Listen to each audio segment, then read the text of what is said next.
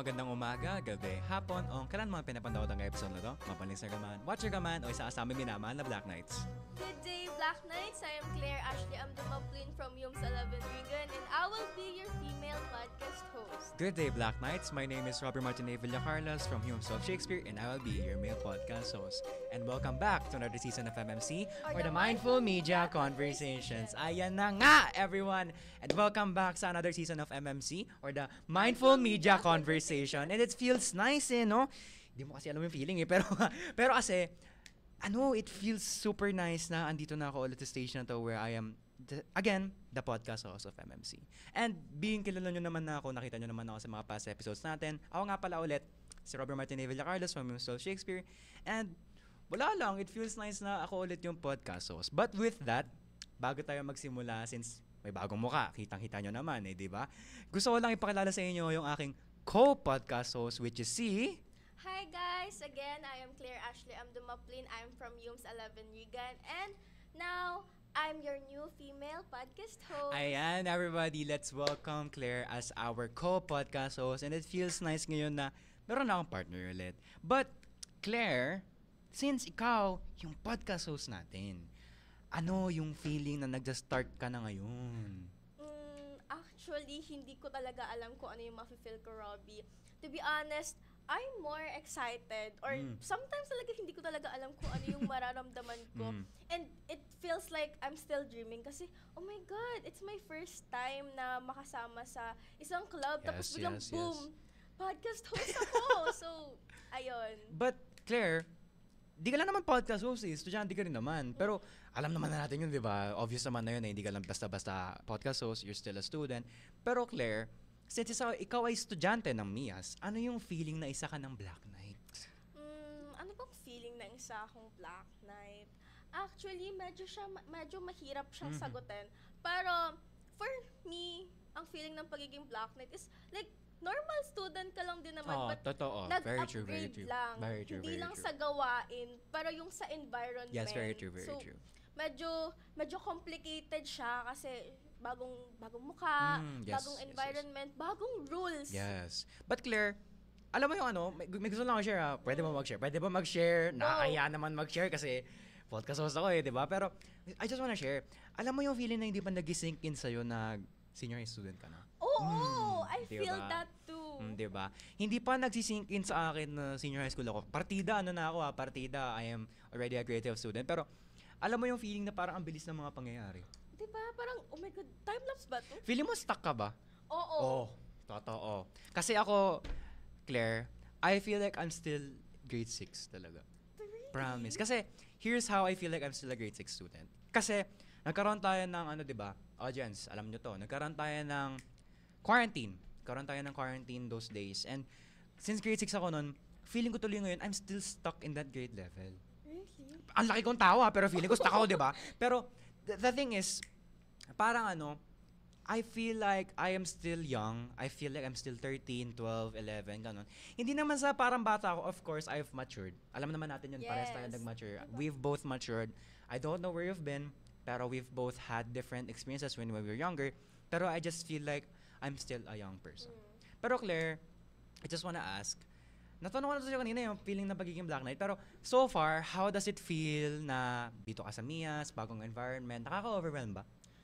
Oo, like, hindi naman super, pero, syempre, yung mga nakasanayan is, like, wala na doon, right? Iba-ibang subjects na yun, no? Oo, tapos, like, yung mga kabardagulan ko, yung mga kaklase ko na simula grade 7 hanggang grade 10, biglang, very true. Yan, isa pa yan. nawala sila bigla. So, sometimes, nakakalimutan ko pa din na iba na yung school, ganon. Speaking of, yung mga friends mo ba, nag-iba-iba din sila ng school? May kasama ka ba ditong friends mo, ganon? Actually, meron, pero ibang strand.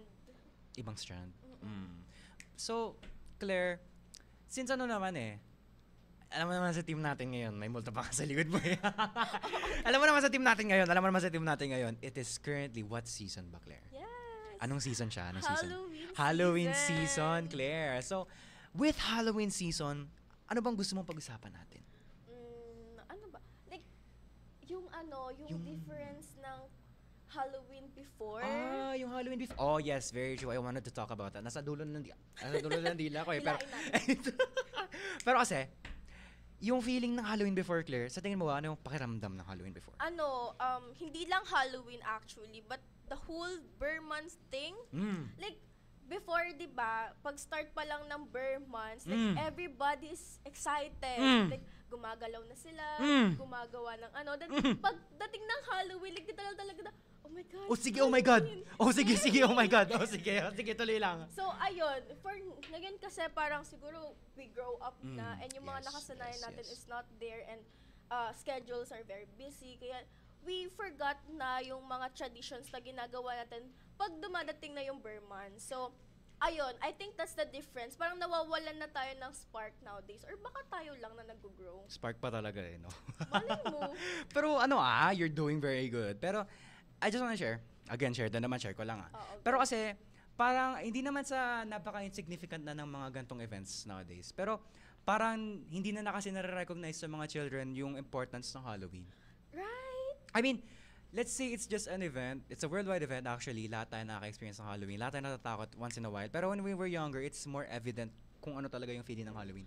Oo nga. Bakit parang iba siya sa nararamdaman natin ngayon, sa nararamdaman ng mga bata ngayon? Kasi kung pagkukumpara natin yung Halloween ng ibang bansa, actually ngayon, mas pa rin yung Halloween sa ibang bansa eh. Meron pa rin silang trick-or-treating. Yan talaga yung trick-or-treating, yung mga costumes, na nag-dress up sila sa mga iba't ibang superheroes or other scary figures.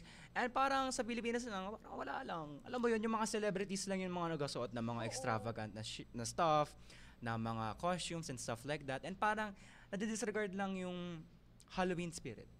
Totoo. Tapos, nowadays, yung mga bata, wala lang, nag-trick or treating lang sila. Nag-trick or treat sila sa inyo? Mayroong iba. Meron. Pero, kukonti lang. Tapos yung iba, wala lang, mema lang, pang hingi-hingi barya konti. Ikaw ba, may experience ka ba nung Halloween nakapag-trick or treating ka ba? Yes, actually, once. Hindi na siya naulit-ulit kasi nadala ako, pinalo kasi ako ng tatay ko. Bakit? Here's why. Oh, sige. Kasi I was 9 years old at that time. Then, hindi ako nagpaalam sa parents ko. Nalalabas kami with my friends. Eh, ang sabi ng tatay ko, 6, dapat nasa bahay na. Like, yun na talaga yun. Eh di, syempre, asa makulit na bata, tumakas ako. Diba? I'm with my friends. Ngayon Yes. Syempre, hinahanap ako ng tatay ko. Nakita niya ako dun sa court namin. Tapos, sa court, tinalo niya ako ng stick. Tapos sabi niya na, hindi na daw ako mag-Halloween after nung time na yun. So, every time na mag-Halloween, nakikita ko si Papa. Buti ka pa may core memory ka nung Halloween kasi ako parang nasasayangan ako actually. Parang anong tawag dito? Kasi me personally, I don't have the experience of actually having Halloween stuff. I mean, alam mo yung mga hindi sila naglalagay ng anong tawag doon? Decorations. Hindi sila naglalagay ng decorations sa amin kasi kahit sa amin kasi hindi namin pinapractice yung Halloween. Pero sa social media, sobrang nare-recognize yung Halloween talaga. Pero natatakot ka na sa father mo. si Papa talaga yung literally na Halloween kumumuko doon time na yun. Pero Claire, speaking of natatakot, pag-translate natin yan, fear. Yeah. Di ba? English major, ang galing mo. Pero pag sinabi natin fear, ikaw, Claire, may fears ka ba? Actually, it depende kasi yun sa situation. Depende. Ganun. Pero, ako kasi, I wanna share. I've been long afraid of the deep waters.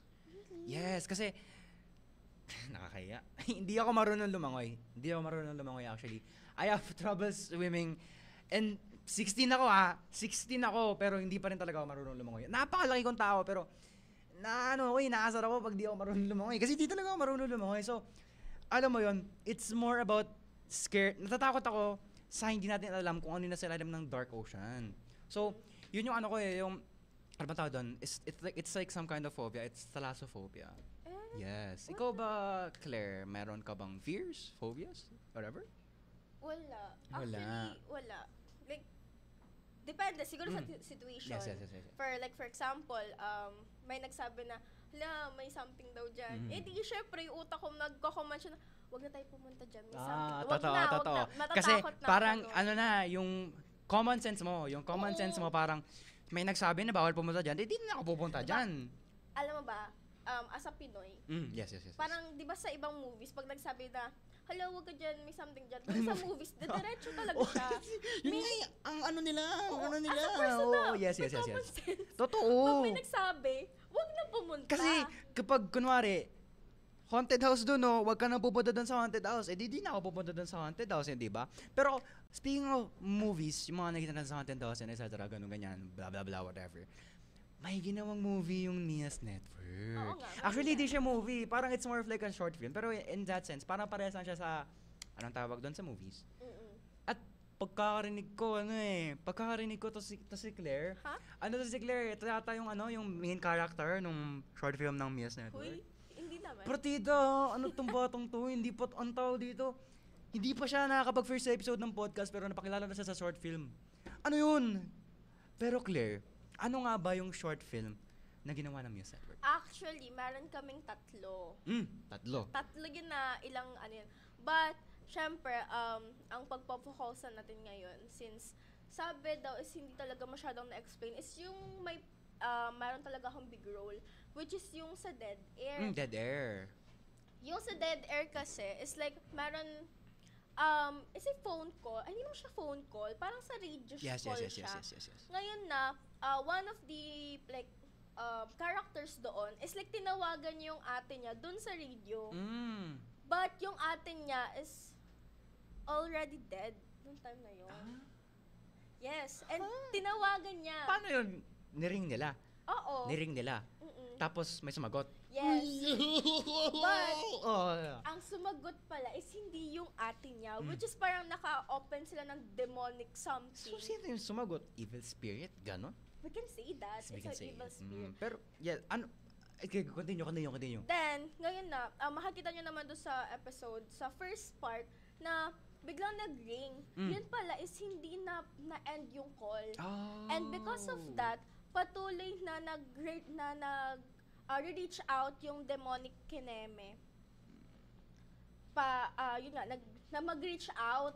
Ngayon na, parang ang nangyari, pinagtitripan sila nung demonic entity. Yes. Kaya, like, out of nowhere namamatay, ganon. For example, yung kay Kenji. Yes. Like, yung out of nowhere, sumuka siya ng dugo. Oo. So, edi, kung in-end pala yung call, may iwasan yun. May part, kaso kasi, dun sa Dead Air is hindi nila alam kung paano mag-e-end yung call or kung paano talaga nag-start yung call. So, no one knows how to end it. So, edi ano yun? Pag tinawagan, pero in-end yung call, matigilan naman yun. So, dahil hindi na-end yung call, yung evil spirit, parang pinagtripan sila, ganon. Oo, ganon. Claire, gusto kong malaman kung ano yung experience nung nag-shooting kayo. Dito, saan ba yung place? Sa Miyasan din naman yung place ng shooting nyo, di ba? Actually, dito lang kami sa third Dito, floor. dito lang din kayo. So, anong oras, kasi yung yung tone ng, at saka yung setting ng place nyo is super dark. So, I'm guessing, nagabi na kayo nag-film noon. Actually, Hoy, yung pinil namin okay ka lang? Parang di ka tulog kagabi ah. Yung radio sa booth kagabi tumunog. Baka prank na yan. Classic ghost prank. Hindi yun prank. Narinig ko na yun. Dead airline daw ang tawag. Kapag sinagot, Tas gabi? Oo, gabi. Nakakatakot? Pero, Ano yung feeling na, ayun, yung first casting mo sa short film pa talaga? excited ako. Excited. Diba? Like, hindi ko siya in-expect na magiging magiging cast. Diba? Kasi bago lang ako. So, ayun, like, nagulat ako, napunta sa akin yung mga magagandang role, which is, hindi ako prepared, pero nagawa ko naman siya siguro ng maayos. You know, I'm really, really proud of you. Thanks. Kasi, of course, siya nga yung female podcast host ko. Pero besides that, she's been having big parts and she's having good parts and big parts actually na napapakita mo yung sarili mo sa big stage. Tsaka, actually, hindi pa to big stage. Hindi pa naman talaga tayo nagkakaroon ng mga big breakthroughs and stuff like that. Pero, wala lang. I just wanna say that I'm very proud of you as your mentor, as your co-podcast host, and as your co-schoolmate na nagagawa mo mag-setup ng mga bagay na ganun. But, to wrap this up, yun nga, again, gusto ko ipakilala sa inyo yung aking co-podcast host. Siyempre, pakilala mo ulit sarili mo. Again, okay, pakilala ko daw ulit yung sarili sige, ko go. again. I am Claire Ashley. I'm dumaplin from Yums 11 Regan and expect nyo na makikita nyo ako lagi sa podcast. And again, syempre ako naman, my turn. Ano sa'yo lahat yan? Ako din naman di ba? Ako naman. Sa akin naman yung spotlight. Go. Again, ako gusto ko ipakilala sarili ko. Ang pabida no? I wanna introduce myself. My name is Robert Martinez Villacarlas from Yums of Shakespeare. And of course, i-expect nyo na lagi nyo makikita sa mga podcast natin because I am the male podcast host of the MMC or the Mindful Media Conversations. And with that, I wanna say goodbye. Stay mindful in the media while having conversations. Goodbye, Black Knights!